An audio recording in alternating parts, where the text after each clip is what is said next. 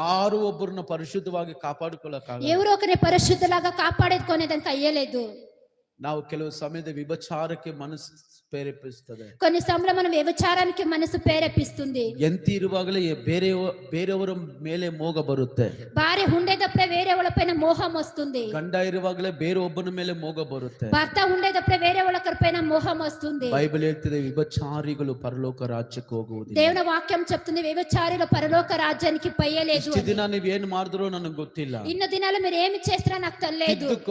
తిద్దుకోండి, ready ಮಾಡ್ಕೋ, ready చేసుకోండి, ದೇವರ ಮುಂದೆ ತಗ್ಗಿಸಿಕೋ, దేవుని ముందర తగ్గించుకోండి. ದೇವರ ಕೋಪ ನಿನ್ನ ಮೇಲೆ ಬರಕ್ ಮುಂಚೆ, దేవుని కోపం మీ పైన రాకుండా ముందరనే ಬಿಡಬೇಕಾದ ಕಾರ್ಯಗಳೆಲ್ಲ ಬಿಟ್ಟು, విడిచేట్లైన కార్యాలన్నంతా విడిచిపెట్టి ಮನಸ್ಸಾಂತರ ಹೊಂದಿಕೋ, మనసాంతర పొందుకోండి. ಸೈತಾನನ ಕುಟುಂಬವನ್ನ ಹಾಳು ಮಾಡ್ಬೇಕು ಅಂತ ನೋಡ್ತಾ ಇದ್ದಾನೆ. ಸೈತಾನನು మీ కుటుంబాన్ని పాడు చేయాలని చూస్తా ఉన్నాడు. ಎಂತಿ ಗಂಡ ಜೀವಿತದಲ್ಲಿ ಒಂದು ಬಿರುಕು ಬಂತು, ನಮ್ಮ ಲೈಫ್ ನಾಸಿ. భార్య